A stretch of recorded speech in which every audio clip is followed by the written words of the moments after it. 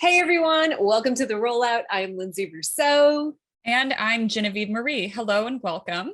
So today we are going to talk about Bruno because everybody's talking about Bruno. Yes, it has been out for a couple months now, but the world is still raving about Disney's Encanto. Its music is top of the Billboard charts. It's like all over Spotify. It's getting all these TikTok videos. Um, so yeah, we're gonna dive into arguably, I think one of the best Disney films that's come out in a long time, and is resonating with so many people with regards to like representation, feeling like they actually see themselves, not to mention just how catchy the music is and how relatable it is. Yeah, it's an enjoyable film. So let's just dive in. Right. First of all, I think this film definitely comes from a place of deep love and understanding of the family unit. Like you have what I was thinking about when watching this film was all the ways that it hit the mark where Pixar's Brave did not, Yeah. because both of them actually are quite similar. If you think about it, you have the daughter that doesn't quite match up, or you have the younger person who doesn't quite match up to the expectations of the older generation, and they butt heads in a way that makes their family unit and the world around them become disastrous. Mm-hmm. And they have to basically kind of level with each other and fix their stuff Right. in order to set things back to right. Whereas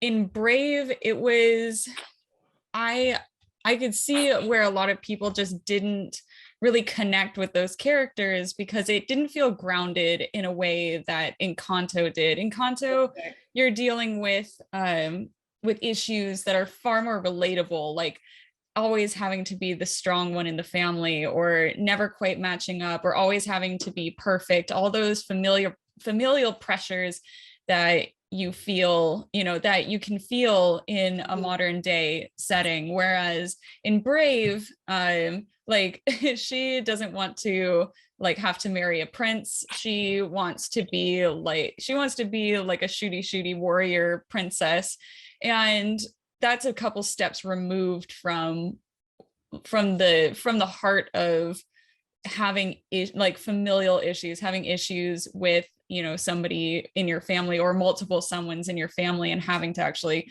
deal with them. I think Encanto does a lot of things that Brave had tried to do but also Right. failed to do on a very like surface storytelling level.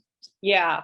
And I think one of the other things it did was that, in Brave and Moana, you have these young protagonists who are on a journey, but they already kind of start out the film being kind of warrior-ish, and and then they go on a journey to prove themselves even more. Whereas we have Mirabelle, who is the black sheep of the family and seemingly the one that doesn't have anything special about her. And then so she goes on this journey to find out, there really is something special about her after all, which I really liked that twist that, we're still following this amazing young woman through this journey, but I think people could really relate to her a lot more starting off as this flawed character, this character with kind of lower self-esteem, loving her family, but not feeling like she could live up to them, which I think is definitely something a lot of people have been able to relate to. Oh yeah, especially nowadays, because she starts out with not knowing what her thing is, like not knowing what makes her special or makes Right. her, or she's not really grounded in herself. Whereas Moana, she has the sea, it calls to her. you know um what's her name, Merida in Brave, she has this wonderful gift and talent, and that calls to her. Whereas Mirabelle is literally like, well, what is my thing? What makes Yeah. me special? Which I think a lot of people they do have that expectation of like having that one thing that they're good at that like has been gifted to them, and they're like, well, this is my passion, I'm going to follow this, and you know, this is what I've been put on this earth to do, where it really doesn't Yeah. sorry kids, it doesn't really work that way, you Right. know, like there are multiple things that you're probably good at, and maybe there isn't just one thing that like really calls to you. I think that in a lot of ways that's the minority of Yeah. people on this planet, where they do have something that they gravitate towards too, and are able to make a career or a family, or you know, basically like center their lives around that one talent, or that Right. you know, that one skill set that they have.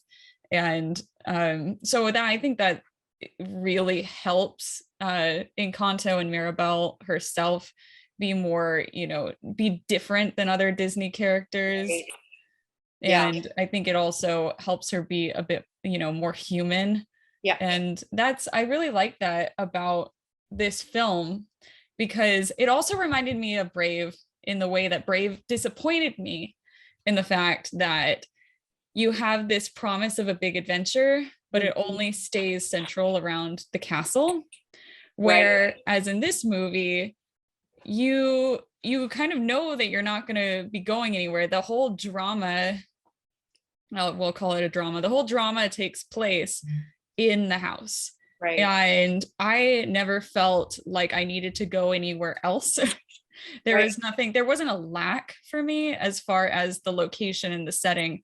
Whereas in Brave, I felt there was like this big promise of like an adventure, kind of Right. like Moana was, Yeah. where, you know, where she'll have her call to adventure, and then she'll go out there and she'll like fight the big bad or whatever, and then come home Mulan, a la Mulan, Yeah. having, you know, brought honor to her family, et cetera, et Yeah. cetera. But in Kanto, I really like that it was just like this, not obviously not a simple family drama, but when you boil it down to it, it basically was just this family Yeah. drama set centrally in a house. You could easily make this into a musical, like on a stage. Oh, absolutely. And I'm sure it's only a matter of time before. Oh God, yeah, it's coming. Yeah. I mean, and I think, you know, like you said, all of those other movies were about adventures. And I think Right. this is another thing that makes this so relatable. And it's like the number one songs from this, like, you know, so We Don't Talk About Bruno tops the Billboard charts, tops Spotify, and Surface Pressure is like the number 3 spot. The soundtrack itself is like Right. this one, but it's like those two songs are specifically talking about human struggle, personal struggle, what Right. it's like to not live up to stuff. Whereas like, yeah, like I love Moana, but she's singing about, you know, like the sea calling to her and growing on this great adventure, and same with Brave. And it's like here you're having people singing about not fitting in and feeling like they can't live up to all the expectations, which it just, and it's beaten out Frozen now. Like who thought Right. that Don't Talk About Bruno could knock out Frozen as, you know, a number one song? And I think that's really telling, that especially with everything that's been going on with COVID and lockdowns and people feeling like they are either under a lot of stress at home or they're unable to connect with people out in the community. I think this really came out in a time when people are just longing for that personal connection and trying to really feel like their lives have meaning, and that even if they are flawed and imperfect, you know, they still have value, which I absolutely love. And the female characters in this are just like exquisite. They just cover the gamut of, you know, the young nerdy girl, the fun popular girl, the really strong girl, but they all are not what they seem, which I think is just so great.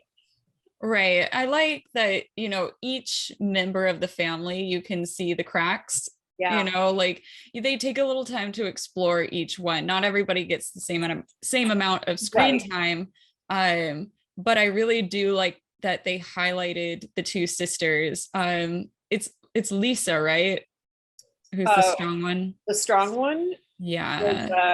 Yeah, Louisa. Yeah. Louisa. Yeah. She was great. I absolutely loved Louisa. Fantastic. I think that a lot of people can relate to Louisa's position, because she is, you know, she's always having to be strong for people. She, she can't let it show that she, is faltering at any moment, because she feels like she'll either let people down, or if she lets people see the cracks in her own, in her own life, that everything will just fall apart. Right. And I feel like that is a very relatable, emotion and relatable feeling,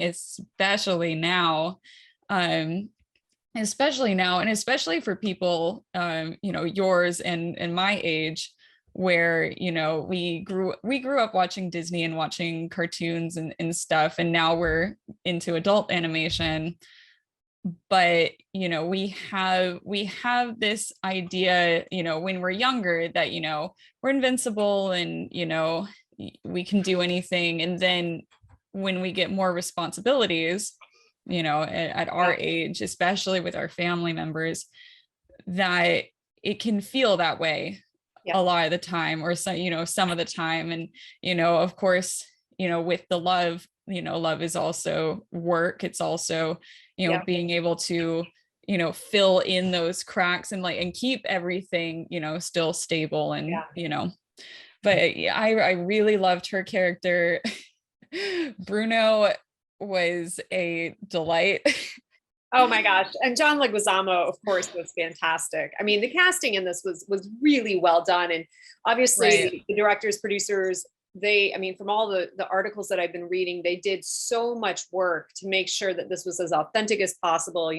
Stephanie Beatriz is of Colombian ancestry. John Leguizamo was born in Bogota. They spent a lot of time traveling around Colombia to make sure, they were trying to really get even though this is a story I think any family, so many families can relate to, they really did a good job of trying to really ground it in that, Latin American, Colombian,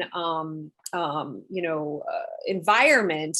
And, again, not really setting it in a specific time period, though people do allude that this was taking place after the Thousand-Year War, which has been, I think, one of the biggest things like we've been seeing on TikTok and social media, and, all these videos of like little kids seeing themselves represented in here, because you have the whole gamut of different skin colors and everything. And I think that is something that Disney has been trying to do and not always accomplished. And I think in this instance, they did. And of course, Lin Manuel Miranda, I think he took what he learned from In the Heights and just fused it all into this, and it just came out fantastic.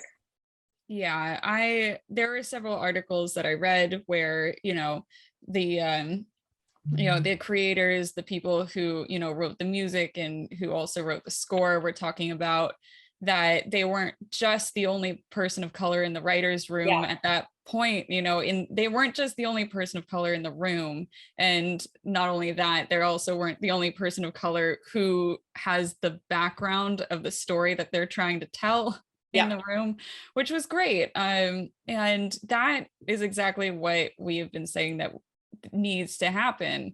That, if you want to have if you want to tell people's stories, authentically, you need those people to tell those stories. And that starts in the writer's room. It starts in all the conference rooms where they're building the piece. And luckily for Encanto, they had that for this, and it did nothing but good things. Across the board, it did nothing but good things. And so hopefully Disney will continue to see that this is the way to go, and they'll continue to bring on people who have backgrounds, who know what they're talking about, rather than people who are like, oh, I'll read a book, or I'll read a few articles, and I'll immerse myself into the culture. And it's like, it's not like that can only take you so far. That's not an authentic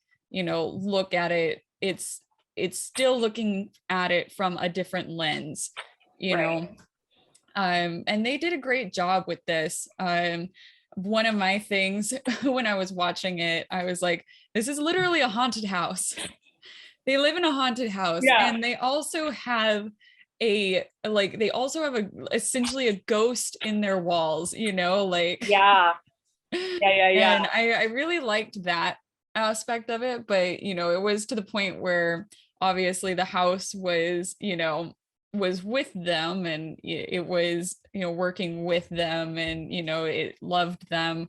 But at the same time, I was like, this actually would be very off-putting for anybody who was not familiar with the Madrigal family. Right. You just get in there and you're like, why is everything moving? Right. And it's all moving at such high speeds and doing a thing and pushing people around, like, and getting used to it, and you're just like, oh my gosh. yeah. So that was one of the things I'm like, this is a haunted house. And then we see where Bruno's been, you know, living in the his whole walls time, and you're like, this is really a haunted house. Like, I don't think they did a good job with, I mean, John Leguizamo did an amazing job through his voice acting, you know, kind of showing how slightly unhinged that character has become after moving into the walls of the house. Right. But they don't really like spend much time on the fact, like, just on the fact that that would be so like, that lifestyle would be so damaging.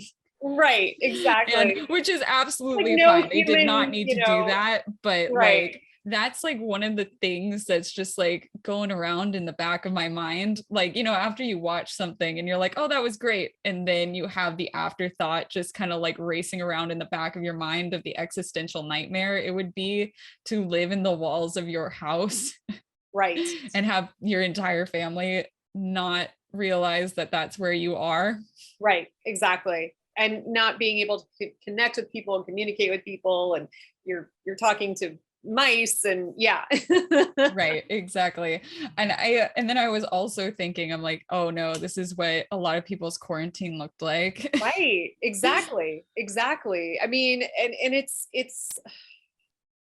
really telling that you know, when they were able to reconcile his character, you know, because you know, his magic was seen as a curse, which right. you know, and that's so often the case, like when people have things that other people don't understand, or which can sometimes lead to negative outcomes, but not necessarily, it's like it's feared, it's other, you know, and the fact that they were able to bring him back into the fold and realize that, well, just because you can foretell the future doesn't mean you're causing the, you know, it was right. a really interesting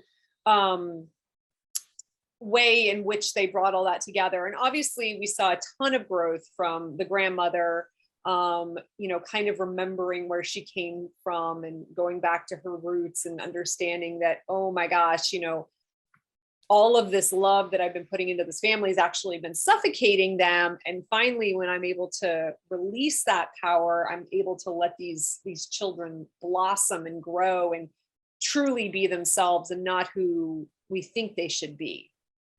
Right. I like the story of like the intergenerational family was really well handled, I thought, especially since they did take the perspective of the youngest generation, and they, you know, they worked with that and they explored that, but then they also took the time and the care to go back to the oldest generation, right, and then work with that. And I think that one without the other wouldn't have worked, as you know, wouldn't have worked as well. It wouldn't have stuck the landing, so to speak.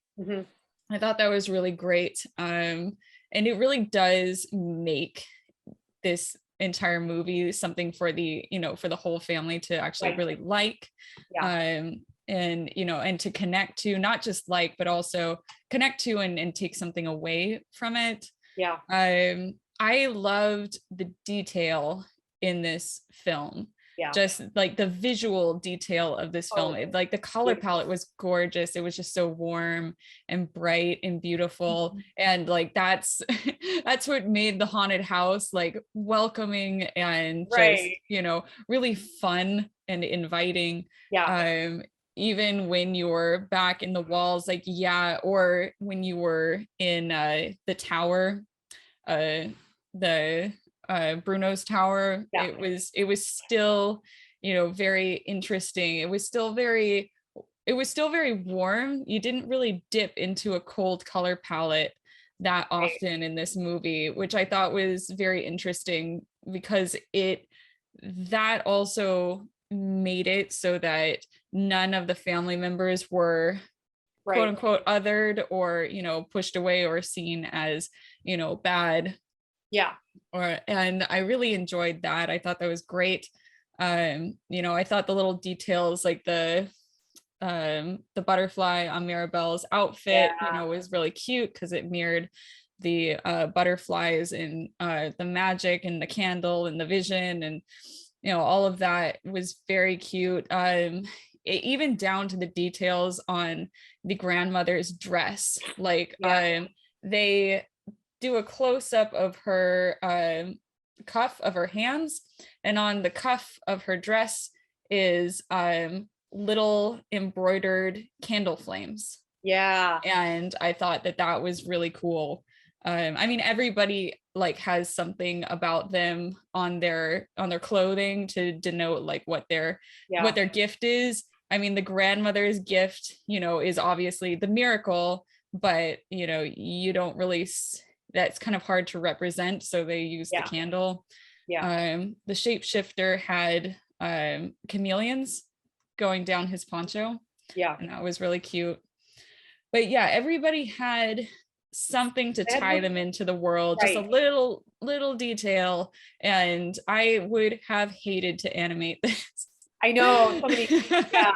Well, and I think you really hit the nail on the head, is that there was so much detail in this. I mean, and going back to the music, like they went so far as so the woman who scored this was actually the very first woman to score a Disney animated feature. So 2022, 2021, we're getting our very first female to score a Disney animated feature, and she was the first Latina composer invited to join the Academy of Motion Picture Arts and Sciences, the music branch of it. So it's like, are you kidding me? But in her scoring, she made a point of featuring traditional folk instruments that were indigenous to Colombia, which I just think, again, going back to just how much detail they dumped into this film, from the unique instruments that they used, the little, the different symbols that they had on their animation, the color palette, the way the house, the way the village looked. It's just, it doesn't seem like any detail was overlooked, and they really, like we said at the beginning, had a diverse group of voices in the writers room, in the producers room, in it seems like even Disney had like the familia. They had like an advisory of all the Latinx employees at Disney giving their feedback. So it's like they just had so much input, and you really see it. Yeah, it does make an impact. And I mean, we'll go to let's say like Coco. Coco also was a huge undertaking for them, as far as the animation and the details and getting everything right. And I really liked that film. I thought it was a great film. And I can't tell you how many people that that I've talked to that said it personally connected with them. Them and their mother, or whoever they took to the theater, were just crying in the theater. Yeah.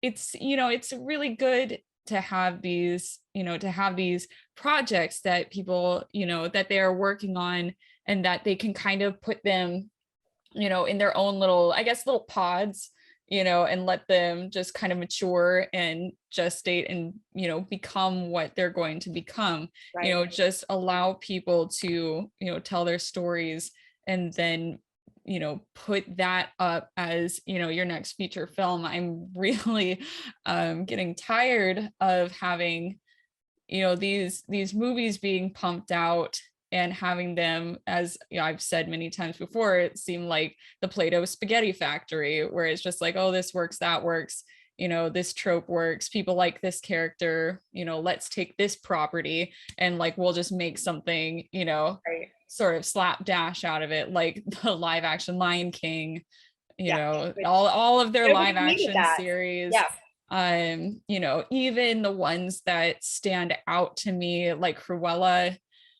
are still very devoid of any sort of like intellectual they're just devoid of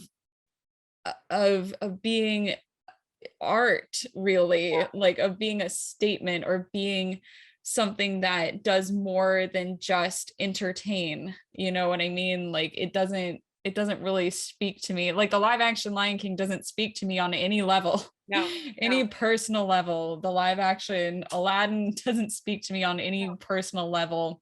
And the live action Beauty and the Beast, oh my gosh, where Yeah. where it was just like had a really strange feminism light. Yeah, but it and still, yeah, no, not and it well, and just I think Disney needs to learn from this because it's like their original animations are what are doing well. yeah, Your Encanto, Moana, Frozen, and then we look at the remakes and just look at what happened with Snow White over the past week, right? They announced, oh, we're gonna do a diversity casting with Snow White, and she's Latina now from West Side Story, and Peter Dinklage is like, cool, so you're telling the story of seven dwarves living in a cave, and it's like, oh, Disney, all the cool people you had in the writers room for Encanto, and how you were talking to the community that you were writing about. Yeah, obviously you didn't do that when you were thinking about Snow White. So it's like, a lot of the properties Disney has are pretty dated and probably shouldn't be touched. Snow White is a story I never thought needed retelling ever, ever. no, And apparently the rest of the world agrees because it literally, but it just seems useless. it It so really is. does. And thanks to Disney for listening to Peter Dinklage and being like, oh, I guess, Maybe not. but it's like, It just, yeah, there's just a lot of properties that they have right now that seem useless to retread old ground, whereas they they took a risk on Encanto, they took a risk on some of their other Disney animated features like Coco, yeah, like Moana, and they really and Raya, yeah, and they really struck a chord with a lot of people, and it struck the right, mostly, I will say mostly, from what I've been seeing, it struck the right chords with the right communities. right, And those are those are new properties for them. Those are new ideas, fresh stories, and they're always going to do better than something that's just going to bring in more money. yeah. Well, Like a live action Beauty and the Beast, easily bankable, easily, get the money for that. It's so easy to get that produced. However, it just isn't well, it and I just don't isn't something that's memorable. Nobody's know, and going to be like, I'm going to watch the live action Beauty and the Beast over the actual animated feature right, Beauty and the Beast, because why would you choose the remake over the original that yeah, had done it better the right, first time and that had won an Oscar? yeah, Like, exactly. Yeah. Well, and I and I think this is, some stories don't translate well to the current age. I mean, a lot yeah, has happened since the original Snow White came out. I mean, nothing needs to be said about no, Snow I mean, White, there's though. no, Like, why rehash things? I mean, and just changing the ethnicity of the lead character is not gonna, it's like, right, I mean, all we have to do is, I mean, look at West Side Story. It's like, I love that musical. It is a beloved musical. It is a classic. Steven Spielberg's West Side Story, in trying to be as authentic as possible with the casting and all of that, completely bombed because audiences were like, it's still set in the same time period. It's rehashing stuff that's already, like, we didn't need this. Nobody needed a right. retelling of the story. Let's tell new stories. And I think Disney needs to see that. It's like, this movie is now bringing in more money than the live action Beauty and the Beast. It's the very first Disney album to ever hit #1 on the Billboard charts. So it's like, Yeah. this, And it I beat think, out Frozen. So and like yeah, that, exactly. So it's like, I learn feel from like, this, guys. Stop retreading old, stories that don't need to be touched. Let's bring in those diverse voices. Let's write those new stories because the audiences are connecting and loving them. Like, let that speak for itself. yeah, this is the last thing that I have to say on the matter, is that Disney definitely operates on the litmus test of like what what something does in comparison to Frozen. And and here you go. Now they're going to do the Encanto, don't talk about Bruno litmus test. It's there, it got dethroned. So I'm just like, you can hold off on Frozen 3 for a while and start doing something that is, right, a little bit more engaging. yeah, which they did with this. And obviously people are like, are we going to get a sequel? And it's like, honestly, I mean, I don't think it things needs don't one. need sequels. I don't think it needs one. It's like giving Moana a sequel. Yeah, it's like what are you gonna do? No, just let's tell new stories, new diverse stories. And I will give credit to Disney for like all of these feature films, having strong female protagonists and multiple female protagonists, which I just think is fantastic. Like, I'm sure they're going to be arguing, is Mirabelle, is Isabel, is Louisa, are they Disney princesses? And one of the things, I was reading an article that was one of the reporters was talking about how her kids can't stand the Disney princess movie. And that's one of the reasons they loved this movie, because it was devoid of like that whole princess factor. So I'll be interested to see how this translates into, merch marketing, and if that's going to be a part of it, or if perhaps we've moved on past the princess phase. I don't know if it's okay. I don't know. It's honestly, Disney princesses will always be around. Yeah. This is just I would very safely say Encanto, Moana, and Raya are just repackaged Disney princesses. It is, it's always going to follow the same storyline or pattern, not storyline, but more so the same pattern of, young girl, I want song, adventures / all the stuff. It's going to follow the same, it's going to be updated, but it still is the Disney princess sort of formula that they've always been following, because that is the thing that they actually do best, and they will be able to do it again and again and again, without failing. I think, although it does have a Disney princess in it, like Aladdin kind of breaks the mold. Lion King kind of breaks the mold, but that's only because they're Disney princes. Right. Like it literally is the Disney princess story. However, you have a male in the place of what usually would be the princess. Right. And so I think that they will. I'm not saying they're tricking you or, like it's Disney princesses in disguise or something like that. Right. I'm just saying that they know the formula of the Disney princess. They have seen themselves fail when they've jumped out of that formula, and they've seen themselves succeed exponentially when they stick to what they know. But I mean, hey, if Louisa is a Disney princess now, like I'm okay Absolutely with you being a big fine. buff, like chick out there who can bench press houses. Like, okay, that's the type of Disney princess I want then. Right. I mean, because you could argue like they're not, like obviously they're not royalty, but they are also the most respected and looked up to family in their town and in their community. And they do live in a grand house on a hill above everybody else, and they are expected to kind of run the town. So I mean, like, Princess Potato, I don't know, royalty, kind of the same. Royalty, schmoyalty, being a mayor of the town, kind of the same thing. But so that's all I have on Encanto. No, same. I mean, I think they knocked it out of the park. There was really no weak link.